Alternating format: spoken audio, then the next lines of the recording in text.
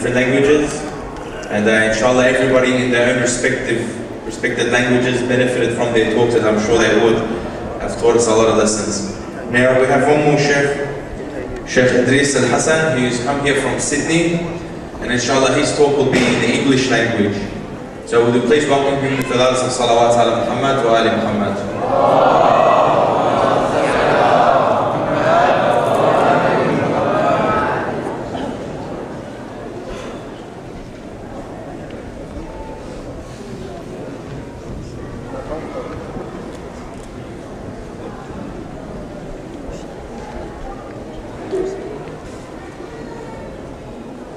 أعوذ بالله السميع العليم من الشيطان اللعين الرجيم.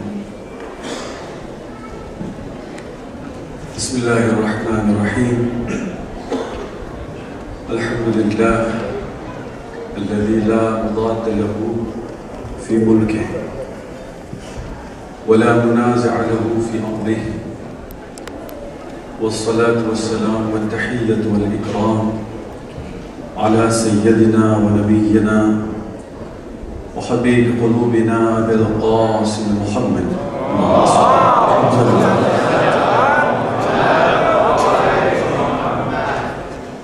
وعلى أهل بيته الطيبين الطاهرين المعصومين المظلومين. أما بعد، فقد قال الله سبحانه وتعالى في كتابه الكريم: بسم الله الرحمن الرحيم. بقية الله خير لكم إن كنتم مؤمنين. صلوات على محمد وآل محمد.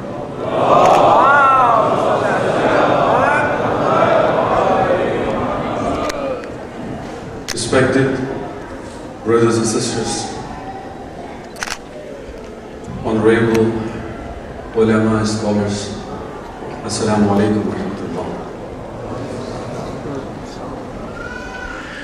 I have recited one of the ayat of Surah Hud, in which Allah subhanahu wa ta'ala says that whatever is remain in my provisions is the best blessing, favor, but for those who believed. In kuntum mu'mineen, if you are believers. This was a translation, and as a commentary or as a tafsir, I would like to quote some ahadith and then inshallah some stories on the subject that what are our duties, our responsibilities in the days of occultation or the ghaybat of our Imam of time. First of all, I'd like to say that people today, most of the people in the world, are waiting for a savior. Christians, our Christian brothers, our Jewish brothers, they are waiting for Jesus, and we also believe in the reappearance of Jesus Christ. So people are waiting for Jesus, but in our belief, Jesus is waiting for Imam Mehdi.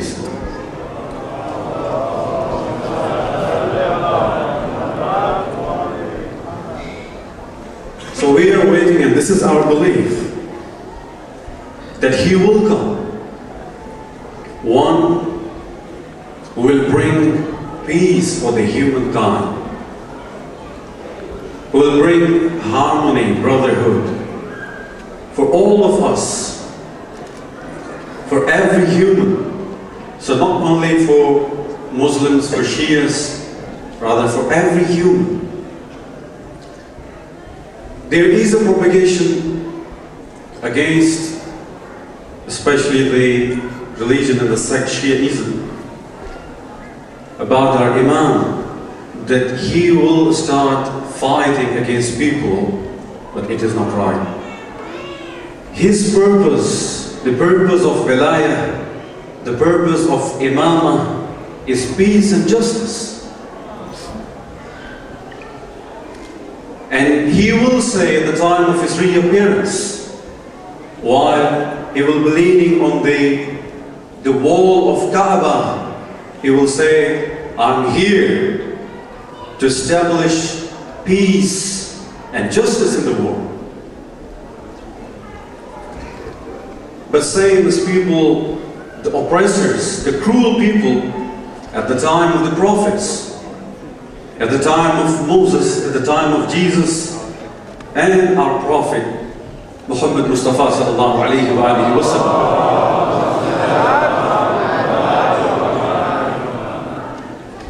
They compel the prophets and then they pull them in the battlefields. In the same way, we will have problems at the time of the reappearance of our Imam. So he will not start the fight. His purpose is peace and justice. Now, before talking about the duties and responsibilities, this was a short preface, and I'd like to have 2 or 3 more sentences as a preface. Just like occultation, just like ghaiba of Imam, our Imam has 2 reappearances to the whole. As he has minor and major occultation, al-ghaibatul sughra and al-ghaibatul kubra, he also has 2 reappearances, the minor and the major. And ulama has defined these 2 words in different ways, but today I just want to talk about one of those meanings. The first reappearance of our Imam is for individuals, not for the whole society, not for the world, not for the whole humanity. So because the first reappearance of Imam is for individuals, for that we have individual duties.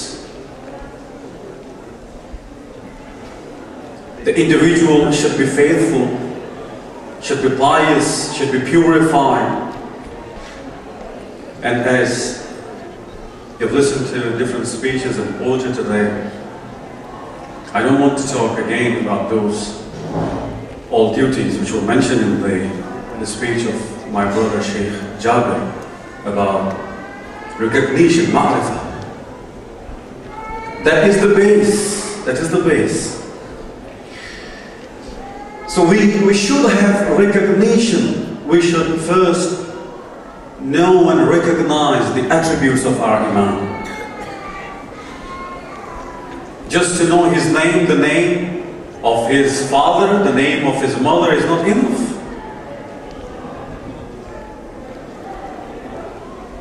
So this is the first reappearance that occurs, even today, occurs for people, but for individuals, not as a whole for the entire world. The second one is for the whole world. And this one has many conditions. The whole society of Shia should be ready, should get ready for that big reappearance of our Imam. The society should be purified. The society should recognize, the whole society should recognize the Imam of time. And should be pious, should be purified. For that, I want to tell you a good news from Ayatollah al-Uzma, Muhammad Taqi Bahjat Rizwanullah alayhi.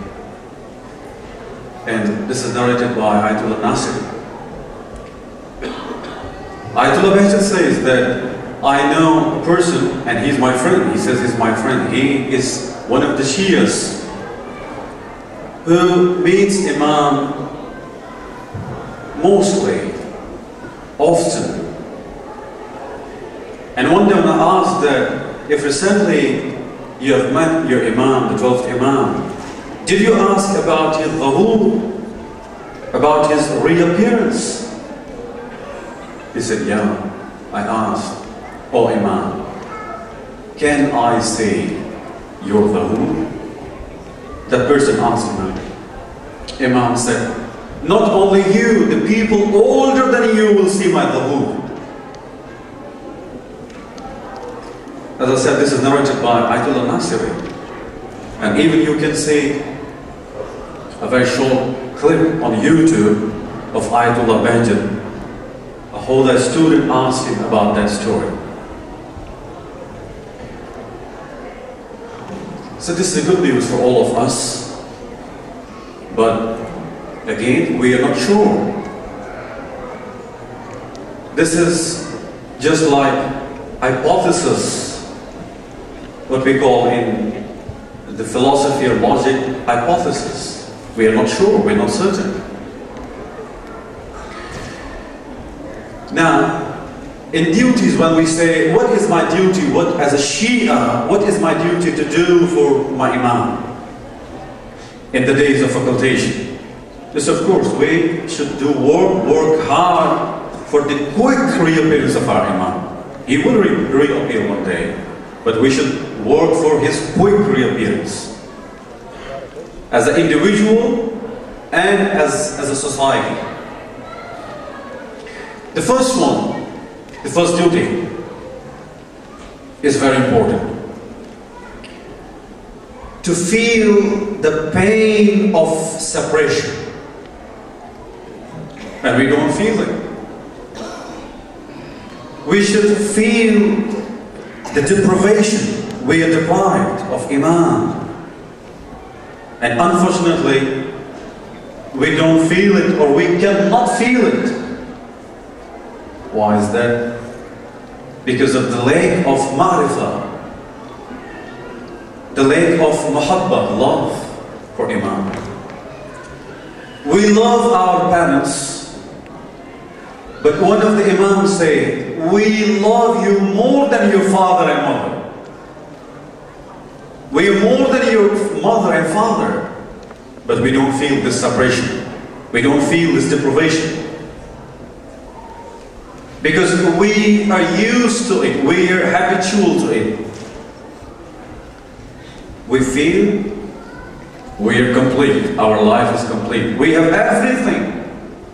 And especially people in Australia, we believe we have everything. We have a good house, a big house, a luxury car. We have today iPhone mobiles and iPads. We have everything. What remains? Religion, someone to read your nikah, recitation of Quran, Salatul Mayyah, then of course you will say we have Shaykh, we have ulama, we can ask these questions from our ulama.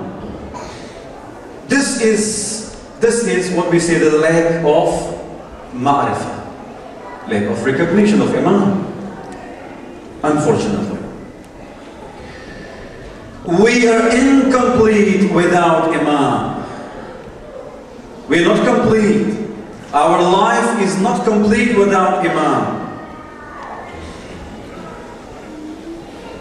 But we think it is. We believe, rather, it is complete. This is the problem. Sallallahu Alaihi Wasallam.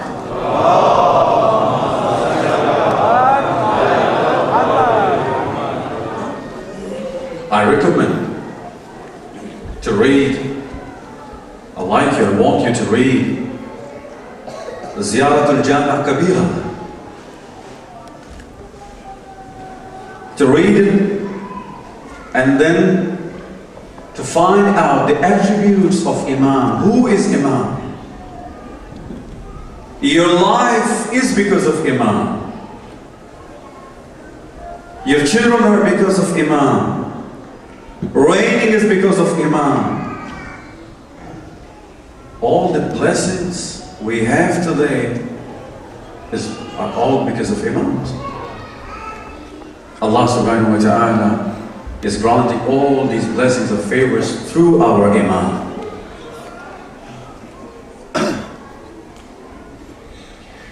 So this is the problem.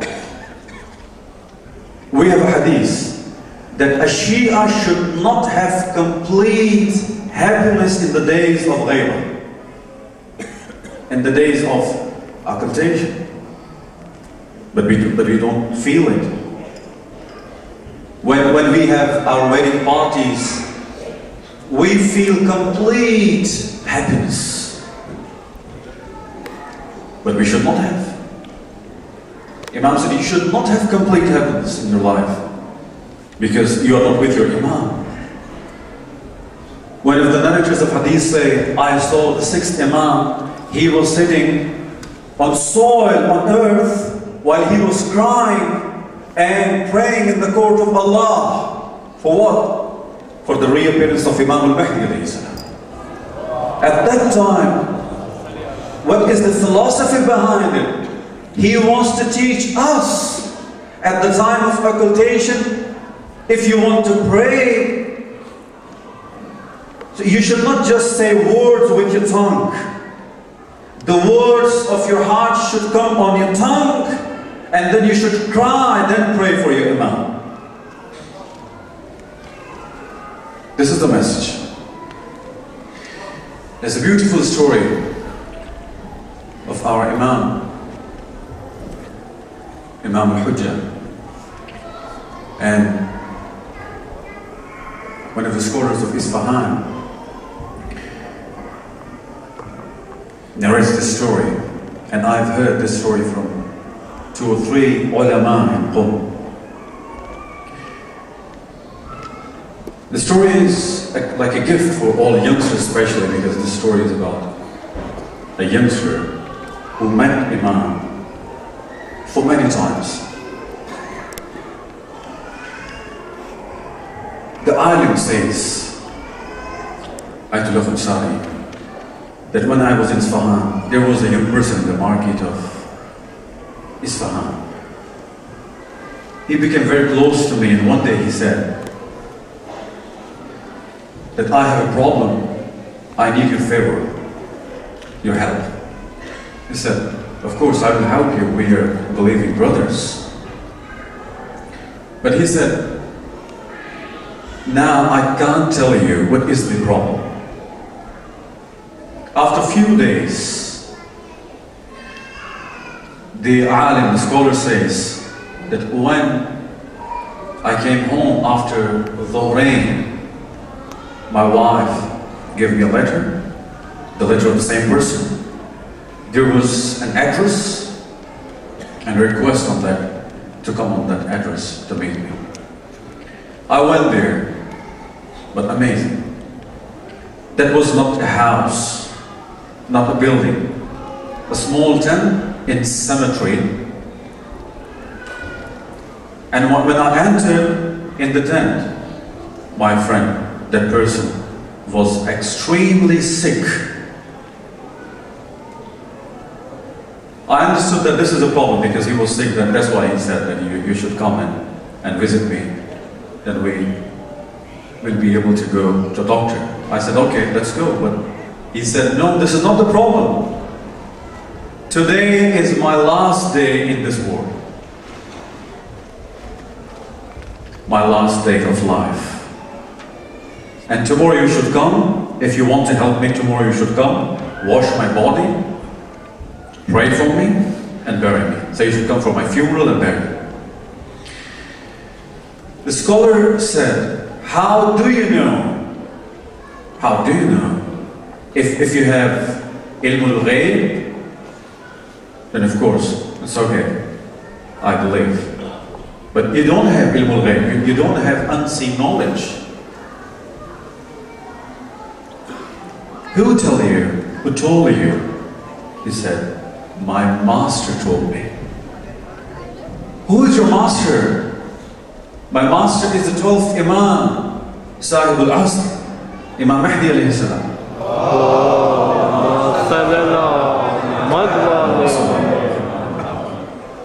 He is my master. It was strange for the scholar. How it could be. Did you meet him? He said, yes. I met him for many times, not once, for many, many times. I've seen him. How it could be, I'm a scholar, the biggest scholar of the city, you are an ordinary person, you are that close to Imam? And he answered, when I was young like you, when I was young, the love of Imam came into my heart. And it is possible, it is not difficult, it's not hard. We have that love, but it should be with ma'rifah. We should recognize him. And then when that love comes into heart, he said, because of that love, I got away from sins. I performed my wajibat, my obligatories, my obligations. And because of that, one day I met my Imam. He was with me. I met him. I saw him, the son of Zahra, Salamullah alayha. But when he was leaving and saying, Fi amanillah, I was crying. And said, oh, Imam, Ya Mullah, is it possible to see you again and again? Not once? This should not be the last meeting. Imam said, of course, but you should promise to remain a nice person, a pious person. You should promise to be away from sins and to perform your obligatories.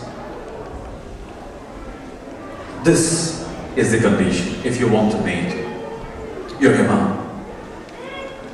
So he said to the scholar that I fulfill my promise and Imam fulfill his. That's why I met him for many times.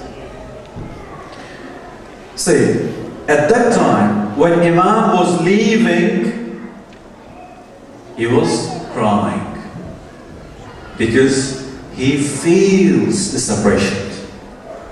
He feels, but we don't feel. So that's why you could meet, but we can't meet. This is, you can say, the individual reappearance of Imam for the Shia.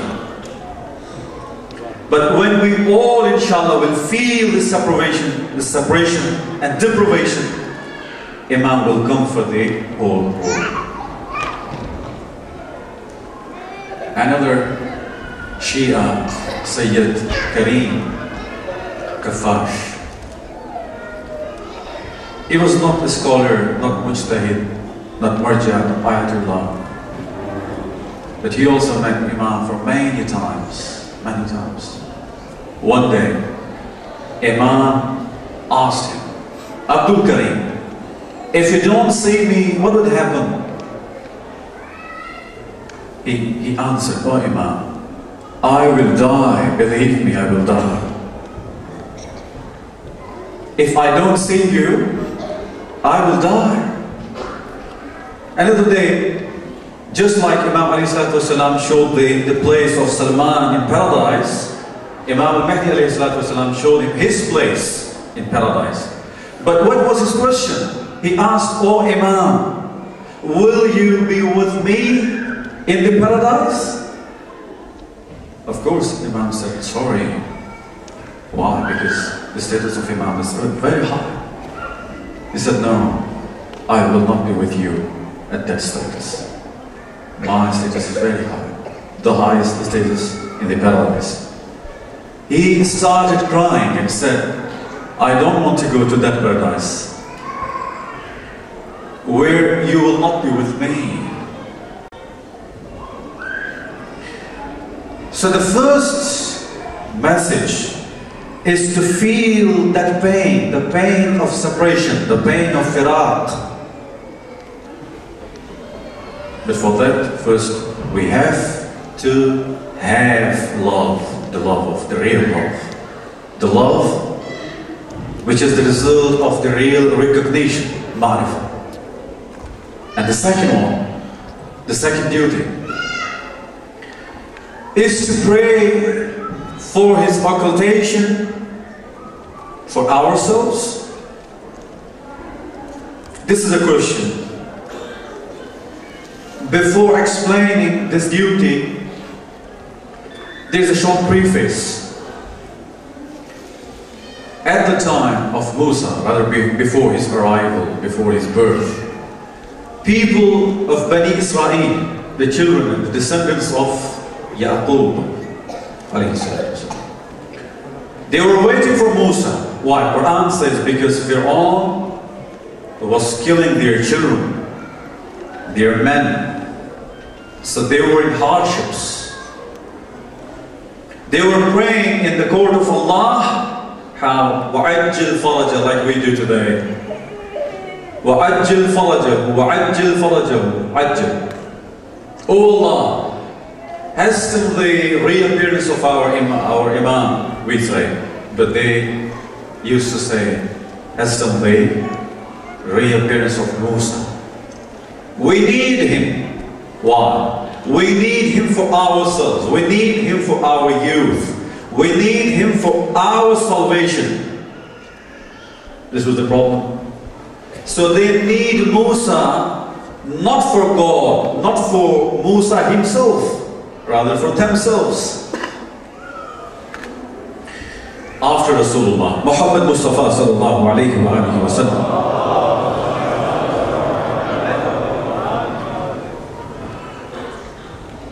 you know the hardships of our first Imam. Many people were there at the time when Rasulullah announced the Wiladat of Imam Mehdi on the day of Nadir. Many people were there. But after Rasulullah, they left Ali ibn Abi Talib alayhi salam. And then in Kufa, many people were there, physically, many people were there, but their hearts were not with Ali ibn Abi Talib alayhi salam. At that time, our Imam said, these are the words of Imam Nahj al-Balagha in the sermon number 136. He says, O people of Kufa, they were Shias, most of them were Shias. Ana uridukum lillah. I want you for Allah. Wa antum turidunani li anfusikum. And you want me for yourselves. This is the problem. Today the same problem is here. Like the people of Kufa, we want our Imam for ourselves. We should want ourselves for Imam. We should be at his service because we are his service. He is our master. When we say he is our master, in other words, it's not his duty, to help us, but he's doing. We are in need. He's not in need.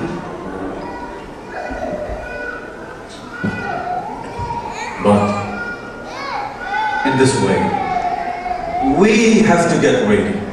This is number 2. Number 3, very short. I don't have enough time. Duty number 3. These are the duties summarized by scholars, the ulama, the mujtahideen. We have many duties mentioned in the books, different books, and especially in the book Mikyal al-Makarim for the days of occultation. But if we combine all those duties, you will get 3 duties which I've mentioned for you. Number 3, another primary and the key duty of the Shias.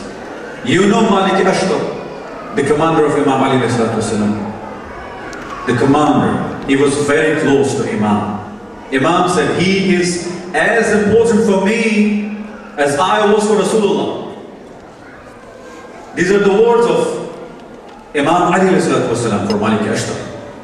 Say, this is the commander, the companion of Imam. But Malik Ashtar didn't want just to sit and to see Imam and to meet Imam. Was he like that? No. Today, of course, it is good because of that love. We want to see our Imam, we want to meet our Imam, but that's not the purpose. Malik Ashtar even left the city of Kufa, where his Imam was. Why? Because of the order of Imam. And he went to Misr to take the charge as a governor. So he went far away from Imam. Why? To lighten the burden of Imam. To make light the burden of Imam. But unfortunately, most of the Shias are burdened on Imam. We don't like to lighten the burden. And this is the responsibility. We first should know the purpose of Imam, and that is what the scholars have already mentioned, that the purpose, the main purpose of Imam is to establish justice. We have to establish justice in our existence, and then within our family, and then in the society. In that way we will be able to lighten the burden of our Imam. With this prayer, may Allah subhanahu wa ta'ala give us the opportunity to work for Imam, not for ourselves. To pray for Imam and to work for Imam and be the real awaiting, believing Shia believers for our Imam alayhi salatu wasalam. Thank you very much.